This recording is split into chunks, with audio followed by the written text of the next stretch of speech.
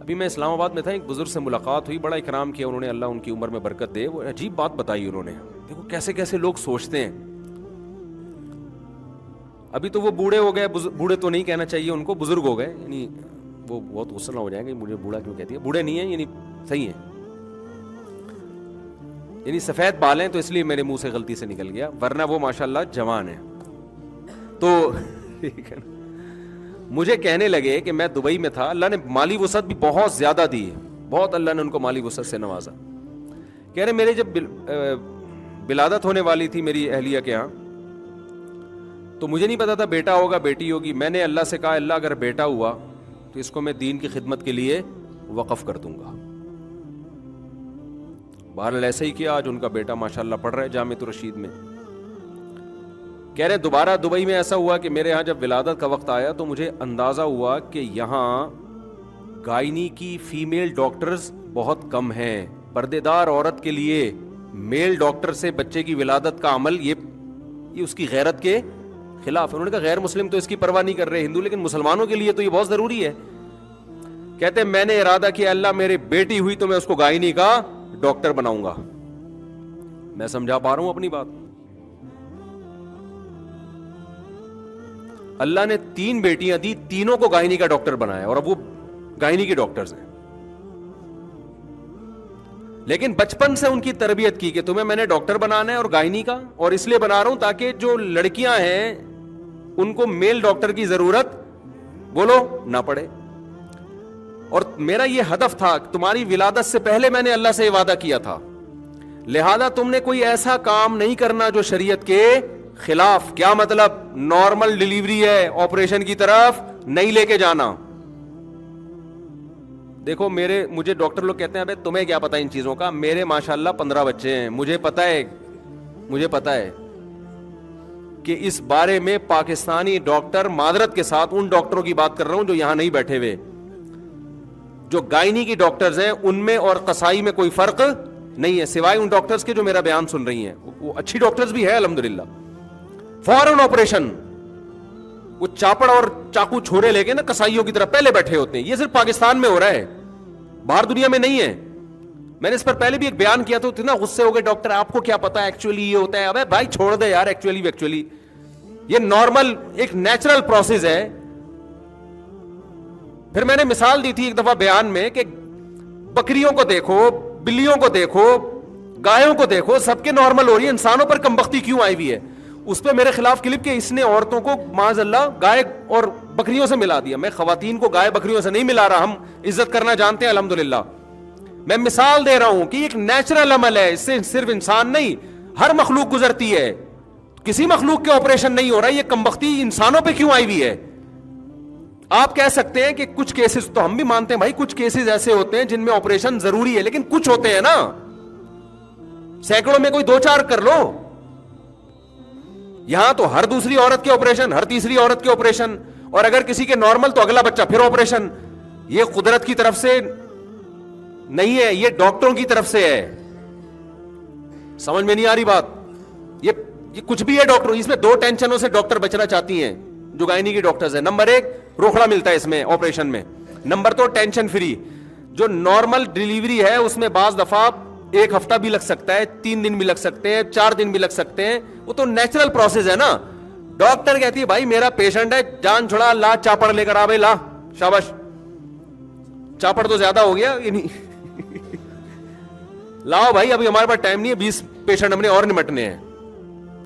تو اس کے خلاف احتجاج کرو.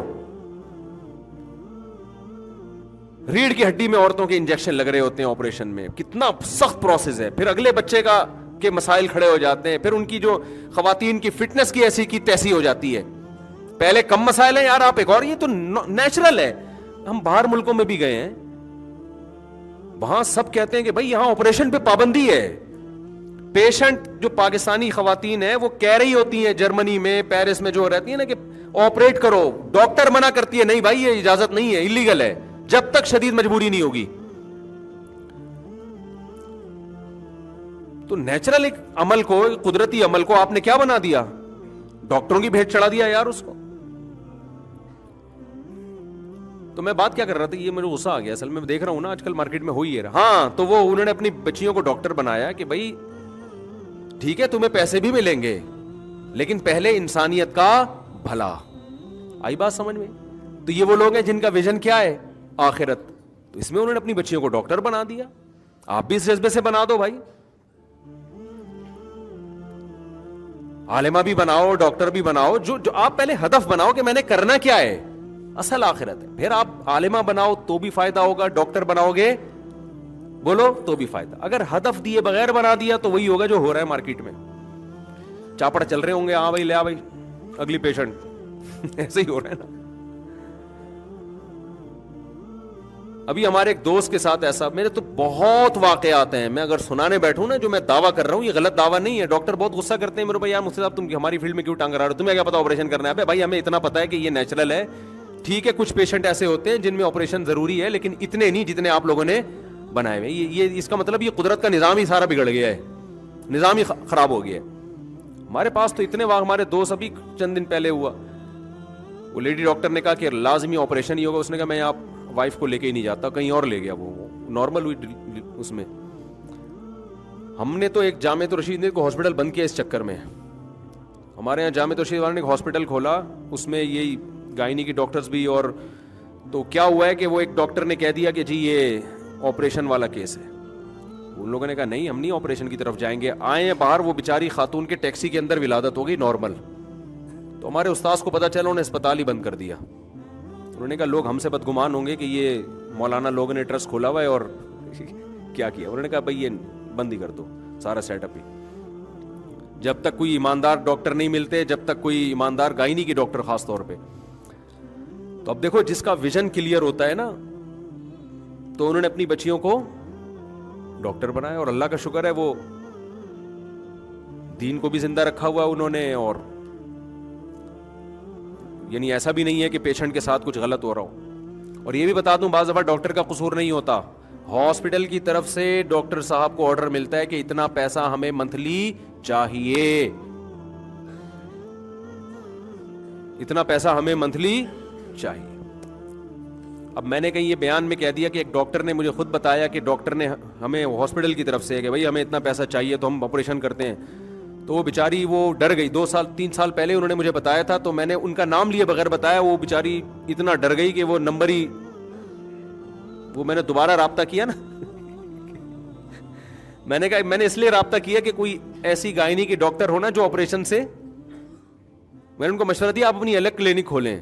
تو میں نے اس لیے رابطے کی کوشش کی کہ پتہ نہیں کلینک الگ کھولی ہے نہیں کھولی. انہوں نے پتہ چلا کہ وہ بیچاری ڈر گئی کہ مفتی صاحب نے میرا نام جمعے میں لے لیا, حالانکہ میں نے نام نہیں لیا تھا, لیکن وہ ان کو یہ ڈر لگا کہ کہیں ایسا نہ ہو یہ کال ہسٹری نکالیں اور ہسپتال والے وہاں تک پہنچے تم نے ہمارا راز. تو اتنا ڈر ہے, اتنی ٹینشنیں ہیں. سمجھتے ہیں کہ نہیں سمجھتے ہیں, آپ کے اچھے بھی سمجھیں گے. اور آپ کے کیا ہے 2-3 چھوڑو, یہ ایک آدھ بچے کے یہ مسائل ہیں ہی نہیں, اس میں تو جیسے چاہو کر لو یار, کوئی اتنا گھبرانے کی بات. یہ تو جن کے بچے ہوں تو ان کے لیے مسائل میں بیان کر رہا ہوں, ایک آدھ سے کیا مسئلہ ہے. کوئی ویژن ہی نہیں بناؤ آپ لوگ, 1-2 بچوں کے کوئی جو بننا ہوگا خود ہی بن جائے گا. بس دعا کرو اللہ انسان کا بچہ بن جائے, اتنا کافی ہے. بچے ہوں تو پھر ویژن سوچتا ہے نا, ایک آدھ کی ٹینشن نہ لیں آپ, وہ خود ہی ہو جائیں گے اپنی ذمہ داری پہ. ویژن بھی خود ہی بنا لیں گے بیٹھ کے, بس چڈی بنیان پہنا دیا کریں آپ, اتنا کافی ہے.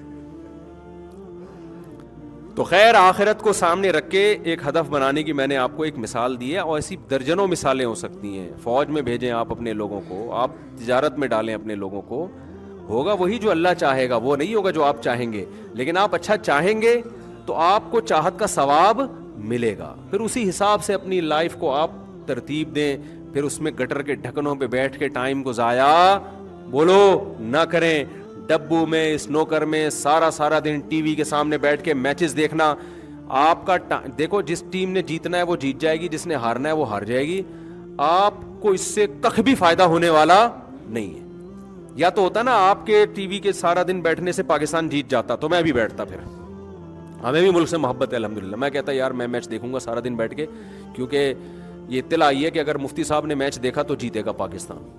تو مجھے پتا ہے میرے جیتنے نہ میرے بیٹھنے, میں کچھ اپنی صلاحیتوں کو ایسے ٹائم میں لگاؤں یار جس کا میری آخرت میں مجھے فائدہ ہو. کیا خیال ہے؟ بہت زیادہ شوق ہے، تھوڑا دیر کے بعد اسکور پوچھ لیا کرو کیا چل رہا ہے بھائی مارکیٹ میں. بھائی کیوں اپنے اوقات کو ضائع کر رہے ہو یار موبائل گیموں میں؟ ہم تو حیران ہوتے ہیں جو لوگ ویڈیو گیم کھیلتے ہیں نا. دیکھو میں نہیں کہہ رہا کہ میرا ٹائم کبھی ضائع ہی نہیں ہوتا، تو انسان کوشش تو کرتا ہے لیکن پھر بھی ہو جاتا ہے کبھی کبھار. لیکن باقاعدہ نیت کر کے ضائع کرے آدمی ٹائم، یہ بہت ڈینجرس چیز ہے. جو ویڈیو گیم کھیل رہا ہے نا باقاعدہ نیت کر رہا ہے کہ میں ٹائم کو ویسٹ، ایک تو ہوتا ہے نا کوئی بن بلائے مہمان آ گیا بیٹھ گئے تھوڑا ٹائم ویسٹ ہو گیا، کوئی فائدہ بھی نہیں تھا، یہ تو چلو ہو گیا نا. یا آپ کو تفریح میں آدھا گھنٹہ آپ کے لیے تفریح کے لیے کافی تھا، آپ نے 1 گھنٹہ ہی لگا دیا. آپ نہاری کھانے کے لیے گئے تو وہاں بیٹھ کے گپے لگانا شروع کر دیا آپ نے، یہ اتفاقی ٹائم ویسٹ ہوتا ہے. لیکن آپ نے ایک ٹائم ویسٹ یہ ہوتا ہے کہ آپ پراپر نیت کریں کہ میں نیت کرتا ہوں ویڈیو گیم کھیلنے کی، پھر کھیل رہے ہیں آپ اس میں. یہ خدا کی قسم اتنی غلط حرکت ہے، اتنی غلط حرکت ہے کہ اس کی تو کوئی لاجک سرے سے بنتی ہے ہی نہیں ہے. وہ بچوں کو یہی سکھایا جا رہا ہے، خود بھی یہی کر رہے ہیں. چلو بچے تو بچے ہیں، بڑے بھی یہی کر رہے ہیں بیٹھ کے. تو اس لیے نبی صلی اللہ علیہ وسلم نے فرما دیا کہ جب بیمار ہوگے نا تو ان صحت کے ایام کو یاد کرو گے. کاش میں کسی کام میں لگا دیتا اس صحت. کوئی زبان سیکھ لیں، کوئی نئی زبان سیکھ لیں. جب اللہ نے وسعت دی ہے، ہو سکتا ہے کہ کل فقر و فاقہ آ جائے، پھر آپ پر پیسہ کمانا ہی مسلط ہوگا، کوئی اور کام نہیں کر سکتے. پھر لوگ آپ کو کہیں گے نماز پڑھ لو، کہیں گے بھائی میں رکشا چلاؤں گا، میں پیسے کمانے میں کیا کروں، میں کیسے نماز پڑھوں. پھر آپ کے اوپر دماغ میں صرف پیسہ مسلط ہو جائے گا جب فاقہ آتا ہے انسان کے گھر میں. تو آپ اسی طرح جوانی کو غنیمت سمجھو بڑھاپے سے پہلے. جب بڑھاپا آئے گا تو پھر جوانی کو یاد کرو گے، روگے یار میں یہ کر لیتا، میں یہ کر لیتا. کتنے غیر مسلم جو بڑھاپے میں مسلمان ہوئے، کتنے لوگ جنہوں نے بڑھاپے میں توبہ کی، وہ کہتے ہیں کاش ہم 10 سال پہلے توبہ کر لیتے تو آج ہم دین میں بہت آگے نکل چکے ہوتے، ہم بہت کچھ سیکھ لیتے، بہت کچھ پڑھ لیتے. ہمیں تو ایسے لوگ ملے جنہوں نے 60 سال میں توبہ کی، کہتے ہیں یار کاش ہم 50 سال میں کر لیتے نا تو یہ 10 سال علم دین سیکھنے میں لگا دیتے ہم. جوانی میں انسان میں صلاحیتیں ہوتی ہیں دیکھنے کی، سننے کی، سمجھنے کی. جیسے جیسے عمر بڑھتی ہے وہ صلاحیتیں آہستہ آہستہ کم ہونا شروع ہو جاتی ہیں. تو اس لیے اپنے وقت کو میرے بھائی قیمتی بناؤ. کوئی ٹائم کا کوئی پابندی بنائیں، کوئی اسکیجول بنائیں. کوئی کھانے پینے کا بھی کوئی تھوڑی سی زیادہ نہیں، تھوڑی سی کیا ہو، جو آ رہا ہے کھائے جا رہے ہیں، پھٹ پھٹا کے مر جائیں گے ایک دن. اور یاد رکھو قرآن ایک جگہ نہیں بار بار کہتا ہے کہ جب موت کا وقت آئے گا نا، موت کا وقت آئے گا تو پھر ایڑیاں بھی رگڑو گے نا کہ 1 سیکنڈ مل جائے مجھے. اللہ کہتے ہیں میں نہیں دوں گا. ساری دنیا کی دولت دے کے 1 سیکنڈ چاہو گے نا کہ مل جائے، اللہ کہتے ہیں ساری دنیا کی دولت تیری جھولی میں ڈال دوں اور تو صدقہ کر دے کہ مجھے 1 سیکنڈ میری زندگی بڑھ جائے. اللہ کہتے ہیں یہ ممکن نہیں. تو جو کرنا ہے ابھی کرنا ہے، آج سے کرنا ہے. سمجھتے ہو کہ نہیں سمجھتے؟ تو وہ کرنا کیا کیا ہے یہ ڈیٹیل میں انشاءاللہ اگلے بیان میں بتاؤں گا. کن کن چیزوں کو فوکس رکھ کے زندگی ہم نے، اصل تو آخرت ہے نا، تو آخرت تک پہنچنے کے بھی تو کچھ ذرائع ہیں نا. تو وہ کیا کیا چیزیں ہیں جن کو ہم نے عبادات میں ہے اور پھر آگے معاملات میں بہت ساری چیزیں. ایک تو میں نے صرف ایک مثال دے دی ان بزرگ کی. اللہ تعالی ہمیں سمجھنے کی، عمل کی توفیق عطا فرمائے. وما علینا الا البلاغ.